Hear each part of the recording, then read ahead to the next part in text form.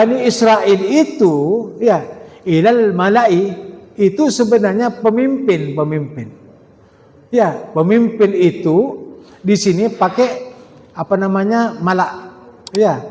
Tetapi bagi umat Nabi Muhammad SAW tidak dengan mala.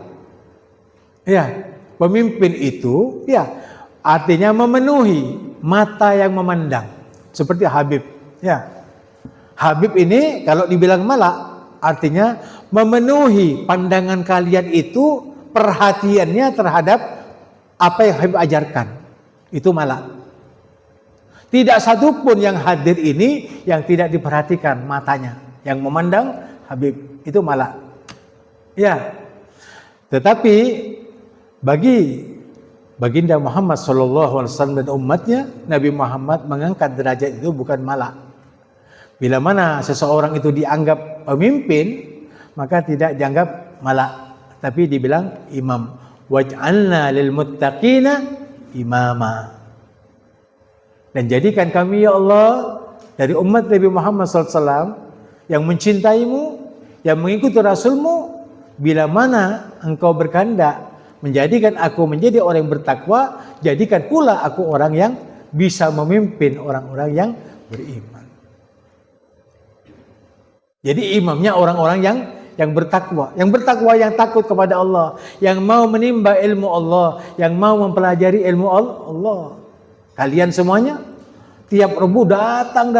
Kenapa? Karena punya keimanan dan ketakwaan kepada Allah. Nah, satu dari kamu sekalian, wal takun minkum ummatun yad'una ilal khair. Nggih. Ta'muruna bil ma'ruf wa tanhauna 'anil munkar wa tu'minuna billah, dan beriman kepada Allah. Jadi orang yang beramal ma'ruf itu, pemimpin itu haruslah beriman dan bertakwa terlebih dahulu kepada Allah. Barulah bisa dijadikan tolak ukur teladan bagi kita yang beriman dan bertakwa kepada Allah. Jelas?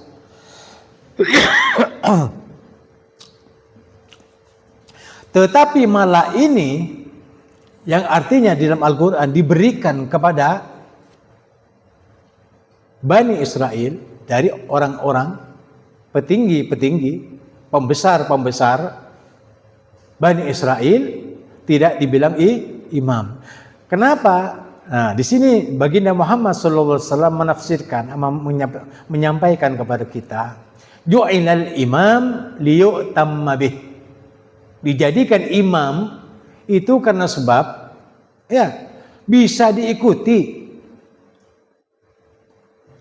Perintahnya diikuti, seruannya diikuti, keputusannya. Kenapa? Karena dia imam bagi orang yang bertakwa. Jadi imamnya atau pemimpin dari orang-orang Islam, dari umatnya di Muhammad, bila mana diangkat menjadi seorang pemimpin itu wajiblah beriman dan bertakwa kepada Allah sehingga lesannya benar, bukan janji-janji melulu. Janji-janji tinggal janji. Itu yang terjadi.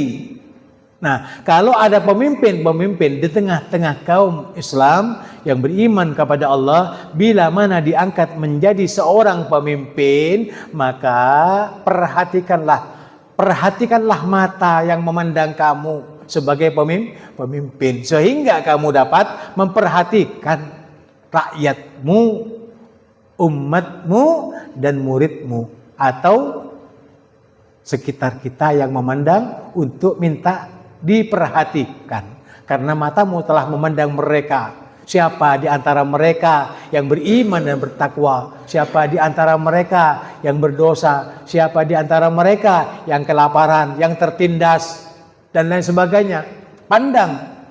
Janganlah hanya ketika menjadi pemimpin hanya berkuasa di atas kepemimpinannya tanpa memperhatikan dan memandang orang-orang yang di sekitarnya. Sehingga apa? Mereka menderita, mereka kelaparan, mereka sengsara, dan lain sebagainya. Yang sakit dibiarkan, yang tidak sekolah dibiarkan, yang miskin tidak dientaskan dari kemiskinannya, bergelimang dengan penderitaan dan kesakitan. Ini bukan pemimpin namanya. Nah, pemimpin yang semacam ini telah terjadi pada kaum Bani Israel. Sampai sekarang Bani Israel itu menindas. Kenapa? Karena dia ingin kuasa, bukan ingin menjadi imam. Karena mereka bukan umatnya Nabi Muhammad Sallallahu Alaihi Wasallam. Jelas. Sampai sekarang di Palestina, apa sih salahnya? Palestina itu kok diobok-obok, kok dibunuh, kok dikejar-kejar, kok dibiarkan mereka lapar, menderita, kehausan, kelaparan, dan lain sebagainya. Siang hari, malam dibombardir dan sebagainya. Karena memang mereka itu bukan pemimpin, bukan imam, tetapi malak. Jadi kalau Indonesia ataupun bangsa-bangsa Islam yang ada di dunia, ya kalau mau jadi raja, kalau mau jadi presiden, hendaknya jangan ambil atau mencontoh malak ini. Tetapi jadikanlah prinsip bahwa kamu ketika kamu telah diakui sebagai umat Nabi Muhammad, jadilah imam bagi kaum yang beriman dan bertakwa kepada Allah. Kalau imam itu ju'inal imam liyu'tamma bih, dijadikan imam itu untuk diikuti. Jangan ketika kita mencoblos dia menjadi presiden lalu meninggalkan kita yang memandang presiden, sementara presiden tidak melihat kepada kita, tidak perhatian kepada kita yang memandang. Ketika kita menderita, mereka membiarkan saja. Padahal mereka yang jadi presiden itu adalah pilihan kita. Gimana itu tanggung jawabnya nanti di akhirat? Makanya jangan kelompokkan dirimu, jangan klaim dirimu sebagai malak, tetapi jadikan imam bagi orang yang beriman dan bertakwa kepada Allah. Presiden Indonesia hendaknya presiden yang beriman dan bertakwa. Itu yang maunya Allah.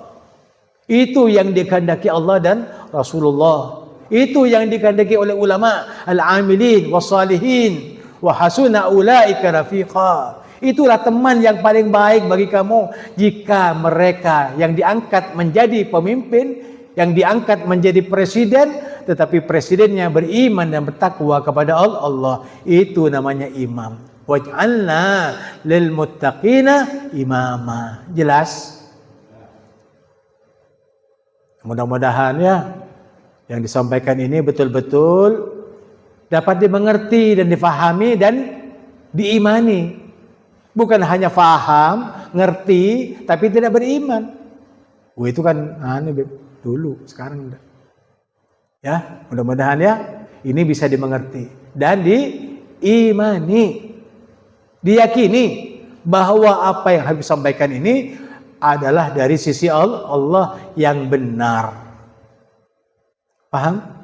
Ya, manfaat ini insyaallah ya. Amin Allahumma. Amin.